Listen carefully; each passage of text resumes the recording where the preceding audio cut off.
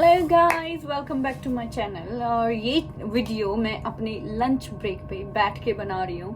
Can you imagine कि मैं कितनी मेहनत कर रही हूँ अपने चैनल के लिए और आप सब लोगों के लिए, कि you can have a better idea. So in today's video हम बात करेंगे जो यूके के वर्किंग पैटर्न, जो आवर्स हैं वो कितने डिफरेंट हैं इंडिया से, कितने दिन हमें काम करना होता है, हमारी शिफ्ट्स कैसे डिफरेंट हैं इंडिया वाली शिफ्ट से, और हमें कितने दिन का ऑफ मिलता है, कितने दिन हम काम करते हैं, कितने आवर्स काम करते हैं एक वीक में, एक मंथ में। So let's talk about it. तो हम स्टार्ट करते हैं जो हमारा कि हमें वीक में कितने आवर्स काम करना है यहाँ पे यूके में। ठीक है, तो हमें यूके में काम करना होता है एक वीक में 37.5 आवर्स, एंड इंडिया में हमें ऐसे कुछ वीक में 5 और 6 शिफ्ट्स करनी होती थी। I am not sure about the hours, you can ask your HR और योर हॉस्पिटल कि आप लोग कितना काम कर रहे हो एक वीक में और या एक मंथ में फिर आप उसको डिवाइड कर लो वीक से। ओके, ये डिफरेंस हो गया। I know that we were working for around 5 or 6 days in a week there in India, but here we need to work 37.5 hours. And about the shift, कि यहाँ पे shift है जो वो कितने आवर्स की होती है, इंडिया में कितने आवर्स की होती थी। इंडिया का आप सब लोगों को पता ही है।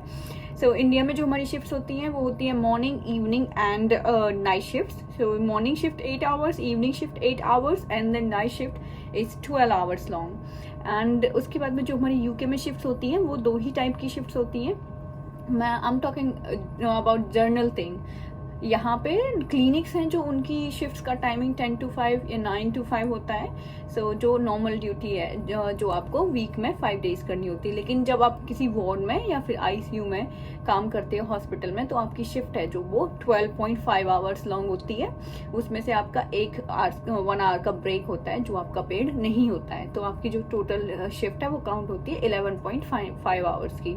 तो आपको जो पे किया जाता है वो 11.5 आवर्स के लिए पे किया जाता है। उसके बाद में आपके अगर आप वीक में 3 डेज भी काम कर रहे हो, चाहे वो लॉन्ग डे है चाहे वो नाइट है, नाइट भी 12.5 आवर्स और जो आपका लॉन्ग डे है वो भी 12.5 आवर्स का है। तो आप वीक में 3 डे काम करते हो, 3 डेज। तो 3 वीक में आप 3 डेज काम करोगे और एक वीक में आप 4 डेज काम करोगे। तो टोटल आपको 13 डेज काम करना है। 13 डेज काम करने के बाद में जो आपके आवर्स हैं वो आपके 150 आवर्स पूरे हो जाते हैं। 150 आवर्स है जो उनकी रिक्वायरमेंट होती है बेसिक सैलरी की, कि आप अगर 150 आवर्स पूरे करते हो तो आपको बेसिक सैलरी मिलेगी जो आपके कॉन्ट्रैक्ट में लिखा होता है। ओके, सो इंडिया में जो हमारे आवर्स हैं वो मोर देन 200 होते थे। I am not sure about the exact hours, but मुझे इतना पता है कि वो मोर देन 200 होते थे। हमें मंथ में 6 ऑफ मिलते थे, जिसमें से 2 ऑफ तो हमारे नाइट ऑफ में कट जाते थे कि 2 बार नाइट ही हमने, तो नाइट ऑफ में कट गया, पता ही नहीं चलता था कब निकल गया वो। लेकिन यहाँ पे आपको वीक में अगर 3 कंटिन्यू आप शिफ्ट कर रहे हो, उसके बाद में आपको 4 ऑफ मिलेंगे वीक में। उसमें से आप अपनी कोई एक्स्ट्रा शिफ्ट कर सकते हो, कोई बैंक शिफ्ट कर सकते हो, आपको करनी है तो, नहीं करनी है तो आप अपनी छुट्टियां एंजॉय कर सकते हो। सो ओवरऑल अगर हम बात करें तो हमें कितने दिन काम करना है, हमें यूके में आके 13 डेज काम करना है। और उसके बाद में जो हमारे ऑफ बचते हैं, डे ऑफ बचते हैं, वो हमारे 17 डे ऑफ बचते हैं, कि हम 17 डेज जो हैं अपनी वो या तो छुट्टियां एंजॉय कर सकते हैं या फिर हम बैंक शिफ्ट कर सकते हैं। अगर अब बैंक शिफ्ट की बात करें तो हमें बैंक शिफ्ट करने के यहाँ पे 60% एक्स्ट्रा पैसे मिलते हैं वीकेंड्स पे। सो यहाँ का यूके का जो वर्क कल्चर है उसमें लोग काम करते हैं 9 to 5 और मंडे टू फ्राइडे। जो नर्सिंग में हमारी जॉब्स हैं, कुछ इस टाइप की जॉब भी होती हैं, जैसे क्लिनिक्स में हम जो IRCU में काम करते हैं, जो लोग क्लिनिक में काम करते हैं वो 9 to 5 काम करते हैं। और जो हमारी लॉन्ग डे शिफ्ट हैं, जो हमें 3 शिफ्ट करनी है, जो नॉर्मली ICU में, वार्ड्स में जो हम शिफ्ट होती है जो हमारी 12 आवर्स की, वो करते हैं। उसके बाद में हमारे पास 4 दिन का डे ऑफ बचता है। उनमें से हमने अगर 2 दिन भी अपनी बैंक शिफ्ट की तो हम वीकेंड्स में मान के चलो हमने सैटरडे और संडे वीकेंड पे हमने अपनी बैंक शिफ्ट की।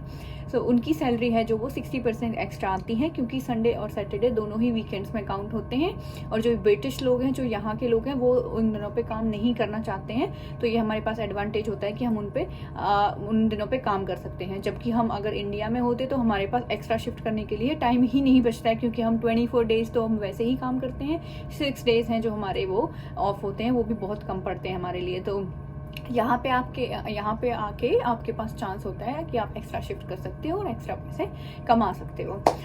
अगर आप इसी तरह की नर्सिंग से रिलेटेड और जनरल यूके लाइफ से रिलेटेड वीडियोस देखना चाहते हो और एक आइडिया लग जाए ताकि आपको कि यहाँ पे लाइफ कैसी होती है, आपको यहाँ पे क्या क्या शौक मिलने वाले हैं, ज़्यादा शौक ना लगे, अगर आप मूव करने का प्लान कर रहे हो अपने स्पाउस के साथ या फिर खुद जॉब के लिए, यहाँ पे आप स्टूडेंट हो, जैसे भी हो, सो मैं आपके लिए यहाँ पे जो जनरल लाइफ है उसकी वीडियोस बनाने वाली हूँ कि यहाँ पे दिन कैसे होता है, यहाँ पे क्या क्या चीज़ें आपको देखने को मिलेंगी, यहाँ पे शॉपिंग के कॉस्ट कितना है, रेंट कितना है, यहाँ पे लाइफ कैसी है, ट्रैवलिंग कैसे कैसे करते हैं, कौन सा पार्ट अच्छा है यूके का, किस में आपको आना चाहिए, कहाँ पे नहीं आना चाहिए, क्या क्या चीज़ें आपको ध्यान में रखनी चाहिए, वो सब चीज़ों के बारे में हम अपकमिंग वीडियोस में बात करेंगे। रही बात सैलरी स्लिप की, क्योंकि लोग जानना चाहते हैं कि हम कितनी पैसे बचा सकते हैं और कमा सकते हैं यूके में आने के बाद में, और क्योंकि कुछ लोग जो वीडियोस देखते हैं वो लोग होते हैं गवर्नमेंट जॉब पे, तो वो गवर्नमेंट जॉब छोड़ने से पहले 4 बार सोचते हैं कि छोड़ना चाहिए नहीं छोड़ना चाहिए, तो वो उनको एक ब्रीफ आइडिया लग जाएगा, उनको पता चल जाएगा कि छोड़नी चाहिए या नहीं छोड़नी चाहिए। तो उन सब के लिए भी मैं अपनी सैलरी स्लिप वाली वीडियोस बनाऊंगी जिसमें आप देख सकते हो कि मैं कितना कमाती हूँ, या फिर जो एज अ नर्स यहाँ पे आना चाहता है वो कितना कमाने वाला है।